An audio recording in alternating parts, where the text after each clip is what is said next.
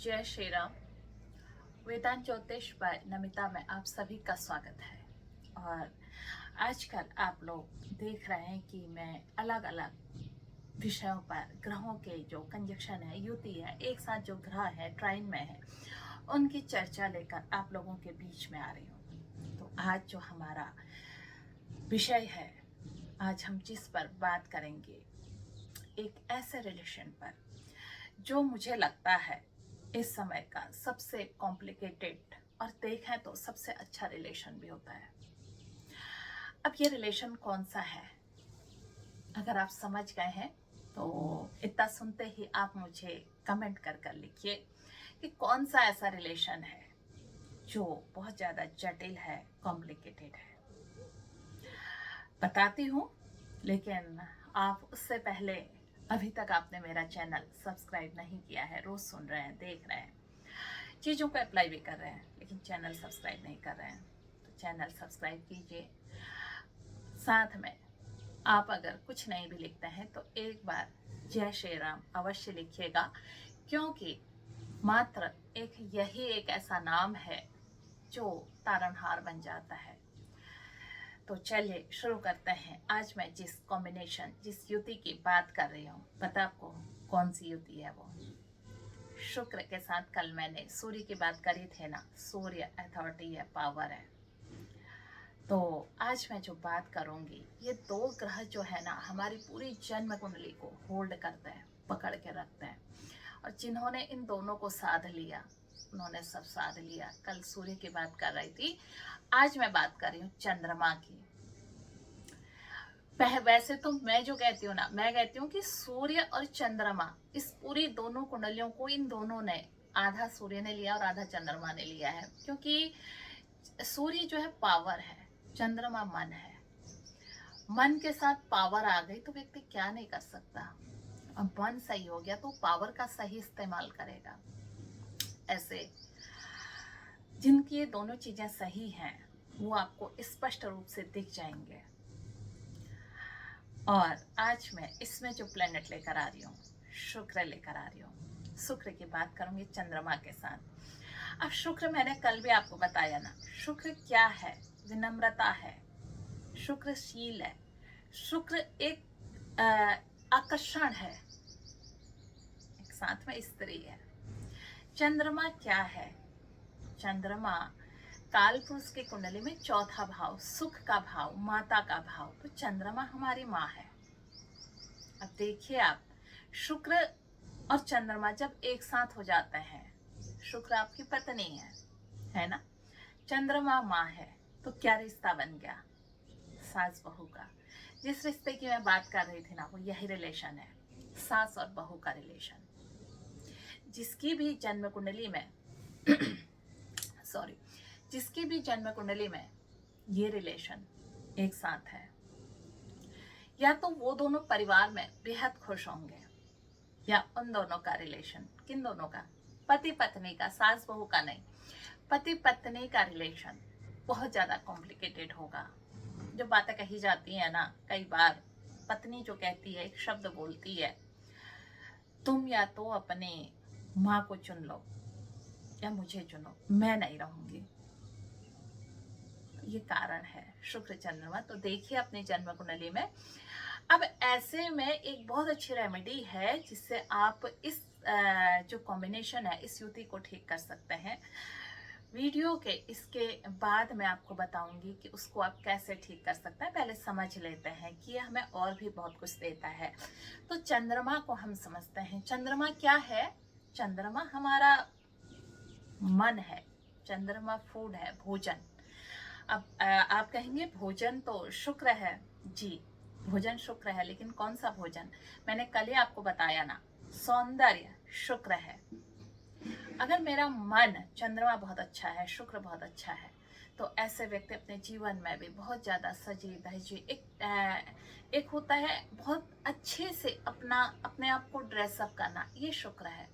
अब फूड को भी सजा कर पूरा एक होता है ना, अगर मैं अपने रेस्टोरेंट में कहीं खाया होगा तो आप बीकानेर वाली थाली, हल्दीराम, इनकी जो थाली आप देखेंगे तो देखते ही मन बहुत अच्छा लगता है देखने में। वो थाली एक सजी हुई थाली, ये शुक्र है।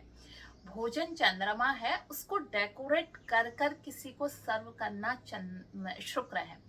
तो जिसका भी शुक्र चंद्रमा ट्राइन में होगा, जिसका शुक्र चंद्रमा एक साथ होगा, उन्हें अपना खाना ऐसे ही उठाकर दे देंगे, फल भी दे देंगे, कुछ भी वो नहीं खाएंगे, एक दो टुकड़ा उठाकर छोड़ देंगे। ऐसे व्यक्ति को आप परोस कर, सजा कर, इनको थाली लगाकर दे दीजिए और फिर देखिए ये कैसे खाते हैं। शुक्र क्योंकि लग्जरियस है, हमारी विलासिता है, और ये फिर हर चीज में ना शामिल होते जाती है। अब मैंने कल भी आपको बताया ना, शुक्र जब नेगेटिव होगा तो क्या करेगा। आज मैं चंद्रमा पर बता रही हूँ। शुक्र चंद्रमा अगर आपको नेगेटिव रिजल्ट दे रहे हैं तो खुद पता लग जाता है। अगर शुक्र चंद्रमा एक साथ हैं, अगर आपका मन दूसरे को देख के, कोई दूसरा बहुत सुखी है, उसको देख के आपको दुख होता है, अरे मेरे पास क्यों नहीं है, कुछ भी नहीं करते, आप प्रयास भी नहीं कर रहे हैं, लेकिन आप दूसरे की सुखों को देखकर निंदा करना। एक होता है निंदा करना, कोई मुझे कष्ट दे रहा है, मैंने उसकी निंदा करी।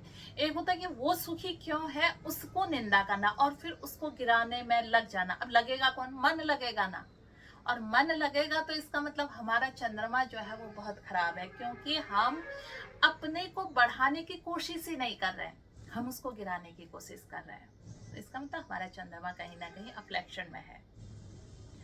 तो चेक कीजिए कि कहीं आपके साथ तो ऐसा नहीं है, आप अनावश्यक दूसरों के सुखों को देखकर जल तो नहीं रहे। और पता है, अगर आप ऐसा कर रहे हैं ना, दूसरों के सुखों को देखकर जल रहे हैं, तो पता है आप अपना कौन सा हाउस खराब कर रहे हैं। आप अपना 6th हाउस, अपना 12th हाउस दोनों ही खराब कर रहे हैं। दोनों त्रिक भाव के हैं, मैंने पहले भी आपको बताया था ना। आप लेट गो भी नहीं कर पा रहे हैं, क्योंकि वो अगर सुखी है उसमें हमारा दोष नहीं है, या हमारा कोई काम हमने नहीं किया है, वो अपने कर्मों के कारण सुखी है ना, उसने ऐसे कर्म किए हैं इसलिए वो सुखी है। तो इसलिए हमें दूसरों के जीवन में बहुत ज्यादा ताकत झांकी नहीं करना चाहिए अगर अपने चंद्रमा को आपने बलि करना है। अब चंद्रमा क्या है? चंद्रमा जल भी है।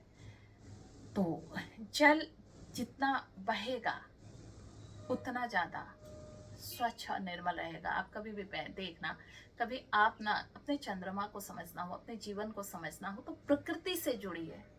प्रकृति को आप कैसे यूज करते हैं? आप कहीं जाते हैं, रास्ते में आपको रुका हुआ जल मिलेगा तो आप कभी पीना पसंद करेंगे? नहीं ना। आप बहते हुए जल में हाथ डालकर उसको पिएंगे, क्योंकि आपको लगेगा अरे तो बह रहा है, गंदा नहीं है। ठहरा हुआ जल नहीं पीते हैं लोग। तो ऐसा ही हमारा जीवन है। हमारे जीवन में जब तक ऊर्जा नहीं होगी, हम किसी चीज से जुड़े नहीं रहेंगे, हम किसी कार्य से नहीं जुड़े रहेंगे, अपने आप को बंद कर लेंगे, अपने जीवन को एक थम सा लेंगे। यानी कि थम जाना मतलब आप खाना पीना तो खा रहे हैं लेकिन कुछ कर नहीं रहे, आप दूसरे को देख देख के दुखी हो रहे हैं, तो इसको होता है जीवन का थमना। ये धीरे धीरे जैसे रुका हुआ जल सड़ जाता है ना, ऐसे ही हमें अंदर से कई बीमारियां लग जाती हैं। ऐसा इसलिए होता है। अब अभी मैंने सबसे पहले आपको कहेंगे कि आपने सास बहू का कॉम्बिनेशन तो समझा दिया, लेकिन करना क्या है? बिल्कुल, अगर आप के उसमें ये कॉम्बिनेशन है सास बहू वाला, यानी कि शुक्र चंद्रमा वाला, तो आपने अपने रिलेशन को बहुत ही अच्छे तरीके से बचा कर चलना है। क्यों? क्योंकि ऐसे में अक्सर विवाद के कारण कौन बन जाते हैं? पत्नी और माता जी। माँ सोचती है कि जो मेरा बेटा है ना, ये मुझसे दूर हो गया है, मेरा ख्याल नहीं रखता है, जबकि बेटा पूरा ख्याल रख रहा होता है। और पत्नी सोचती है कि मेरा पति मुझ पर ध्यान नहीं दे रहा है, ये तो अपने केवल परिवार की सोचता है। अब ऐसे में अगर मैं आपको एक रेमेडी बताऊं, आप अपने माता जी का भी पूरा ध्यान रखिए, लेकिन इन दोनों को अलग करना पड़ता है। यानी कि आप अपनी पत्नी के साथ आकर कहीं और रह सकते हैं, दूसरी जगह रह सकते हैं। अब कई लोग कहेंगे नहीं जी, हमारे उसमें तो ये कॉम्बिनेशन है लेकिन हमारा रिलेशन तो बहुत अच्छा है। चेक कीजिए, या तो आपकी पत्नी कहीं बाहर जॉब करती होगी, या आप कहीं बाहर जॉब करते होंगे, या आपके बीच में आपकी मदर नहीं होगी। और अगर आपने इसको समझना है, आपने इस जो ये कॉम्बिनेशन है इसकी परीक्षा लेनी है कि ज्योतिष काम नहीं करता है, ये झूठ बोल रही है। अगर ऐसा है तो 1 महीने के लिए अपने माताजी और अपनी पत्नी को एक साथ रख कर देखिएगा, या ये कॉम्बिनेशन है, आप एक कुल मिलाकर 1 महीना अपनी पत्नी पर ध्यान न देके केवल अपने माताजी की सेवा कीजिए। सेवा करना बुरा नहीं है, हमेशा कीजिए, लेकिन कुछ ज्यादा करके देखिएगा और फिर ड्रामा देखिएगा घर में। अगर आपको ये कॉम्बिनेशन पर यकीन नहीं है तो 1 महीने में ही आपको ये कॉम्बिनेशन बता देगा मैं हूँ, तो आपको ग्रहों के जो कॉम्बिनेशन है ना, यकीन आ जाएगा। अब बहुत सरल रेमेडीज हैं इनकी ठीक करने की। पता अगर ये कॉम्बिनेशन है, आपने 45 दिन एक रेमेडी कीजिए। चंद्रमा क्या है, कालपुरुष की कुंडली में चंद्रमा चौथा भाव सुख का भाव है। अब देखिए ना, हम चीज़ों को नहीं समझते हैं। हम जब पैदा होते हैं तो हम सबसे पहले हमारा भोजन क्या होता है? हमारा भोजन होता है अपनी माँ का दूध पीना, अपनी माताजी का स्तनपान करना। वो हमारी सबसे पहले हमारी पेट की भूख को मिटाता है और बच्चा लगभग 6 महीने केवल अपने माताजी के दूध पर ही निर्भर रहता है। इसका मतलब समझते हैं आप? दूध का रिलेशन जो है वो चंद्रमा से इसीलिए है।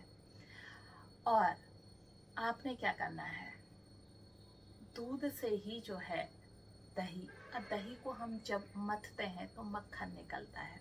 एक मक्खन बाजार का रेडीमेड आता है, वो नहीं करना है। ये मैं रेमेडी बता रही हूँ, इस रेमेडी को आप 45 दिन कीजिए तो आपके इस रिलेशन में ना कहीं से अगर थोड़ा सा बिगड़ा हुआ है, बहुत ज़्यादा के लिए मैं नहीं कहूँगी, बिल्कुल ब्लास्ट हो गया है, अब किसी हद तक ठीक ही नहीं हो पाता है, तो वहाँ पर मैं ये नहीं कह पाऊँगी कि ये काम करेगा। लेकिन ये शुरुआती तौर पर है और ऐसा है भी, थोड़ा थोड़ा सा चीज़ें होती हैं लेकिन फिर बैलेंस हो जा रही हैं। अब अगर आप इस रेमेडी को कर लें तो ये होगा ही नहीं। 45 दिन करना है, क्योंकि मेरे जो कोई भी उपाय होता है वो 45 डेज के ही होते हैं। आप एक बर्तन में दूध लीजिए और गाय का कच्चा दूध। अब आपने क्या करना है, एक कटोरी में दूध रखना और एक में आपने उसी गाय के दूध का दही जमा देना है। इतना दही जमाना कि आप जब उसको मथें तो उससे इतना सा मक्खन निकले, और जो मट्ठा है ना, वो मट्ठा आप या तो खुद प्रयोग कर लीजिए या अपने ही परिवार में किसी को पिला दीजिए। मट्ठा फेंकनी नहीं है।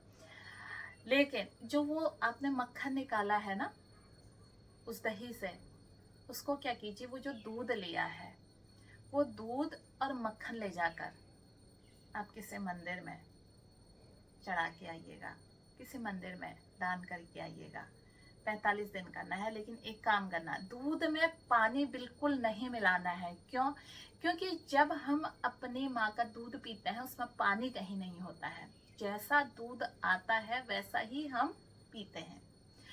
सेम यही आपने इस रेमेडी में भी करना है। अब आप कहेंगे कि मैं जो दही से मक्खन बना रहा हूँ उसमें तो पानी डालना पड़ेगा। बिल्कुल नहीं डालना पड़ता है। अब दही को अगर हाथ से भी फेंटते जाता है ना, तो आप 10 मिनट कीजिए। उससे क्या होगा, आपकी 2 रेमेडीज हो जाएंगी। क्योंकि पहले से मिक्सी वगैरह तो होते नहीं थी, तो जो मक्खन निकालने का होता था या तो हम ऐसे करके निकालते थे उससे जो लकड़ी होती है, और या फिर हाथ से ही उसको घुमा घुमा के दही को इतना फेंट देते थे कि मक्खन बन जाता था। इससे क्या होगा, आपकी जो उंगलियां हैं ये जब मक्खन में चलाएंगे तो ये जो पूरे हाथ में हमारी फीलिंग्स है ना, ये इसमें से हमारे हाथों की नस हमारे हार्ट में जो वो उसमें जाती हैं, मिलती हैं। हम खुद बनाते हैं इस चीज को। तो ये रेमेडी बहुत ज़्यादा वर्क करती है, आप करके देखिएगा। अगर आपके घर में ये वाली परेशानी है तो 45 डेज अगर आप कंटिन्यू इसको करते हैं तो ये रिलेशन में ना आपका पूरी तरह ठीक हो जाएगा, आपका चंद्रमा शुक्र ठीक हो जाएगा। अब इससे आपको क्या क्या फायदे होंगे देखिए। अगर घर का रिलेशन ठीक हो गया, व्यक्ति जब घर से बाहर निकलता है, घर में अगर माँ के साथ कलेश हो, पत्नी के साथ कलेश हो, तो बाहर भी है ना हमारी तरक्की नहीं होती है, वृद्धि नहीं होती है। तो ऐसे में जब आप घर से बाहर निकलेंगे तो एक रेमेडी और है इसमें, आप अपनी माताजी के हाथ से उसमें से थोड़ा सा दही अलग निकाल दीजिए और वो दही आपको आपकी माताजी या तो चीनी या बताशा कुछ भी डालकर आपको दें, वो खुद खिलाएं। 1 चम्मच दही आपको, और मट्ठा बना के अपनी पत्नी को दे दीजिए। और फिर देखिए उपाय का कमाल देखिए, बहुत जबरदस्त उपाय है, करके देखिएगा। एक चीज, दूसरी चीज जो मैं कह रही थी ना, चंद्रमा क्या है? चंद्रमा जल है। अब आप कहेंगे कि जब चंद्रमा मेरा फ्लेक्शन में है, मेरा चंद्रमा पीड़ित है, तो ऐसे लोगों का क्या होता है कि फिक्स डिपॉजिट, इनका धन नहीं बच पाता है।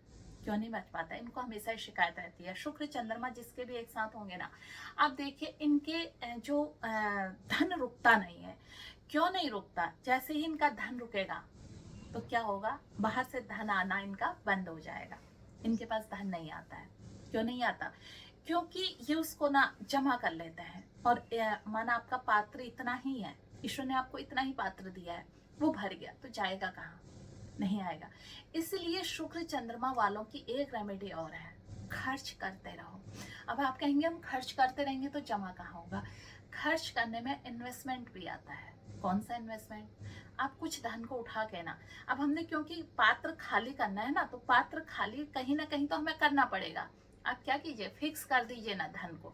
अब आपके पास नहीं रहा, वो आपका धन कहाँ चला गया? फिक्स हो गया। आप उसको चाह कर भी जब आपको जरूरत होगी, या तो आपको फिक्स डिपॉजिट तोड़ना पड़ेगा, आप उसको चाहे अनचाहे में नहीं खर्च कर सकते हैं। ऐसे लोगों ने करंट अकाउंट में बहुत ज्यादा अमाउंट नहीं रखना चाहिए, ये भी इनकी एक रेमेडी है। जिनके पास शुक्र चंद्रमा का कॉम्बिनेशन है, जैसे ही आपका करंट अकाउंट में बैलेंस आएगा, आपके पास 10 लोग मांगने के लिए खड़े हो जाएंगे सबसे पहले।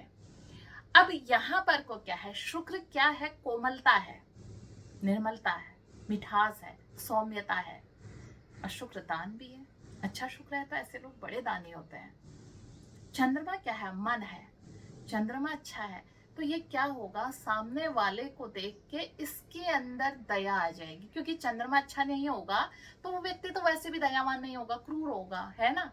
अब चंद्रमा अच्छा है तो ये सौम्य, अब शुक्र सौम्य है और चंद्रमा से मन अच्छा हो गया, तो इस व्यक्ति को किसी को भी देख के दया आ जाना। मतलब ऐसे व्यक्ति समर्पित होते हैं, समर्पण बहुत जल्दी करते हैं। और ये दान भी, सामने वाले को देख के अगर कोई इनके पास रोते हुए आ गया, इनको लगता है कि मेरे पास जितना है ना मैं सब उठा कर दे दूं, और ये दे भी देते हैं। इनकी एक खास आदत यह है, इसलिए इनको अपने अकाउंट पर पैसा नहीं रखना चाहिए।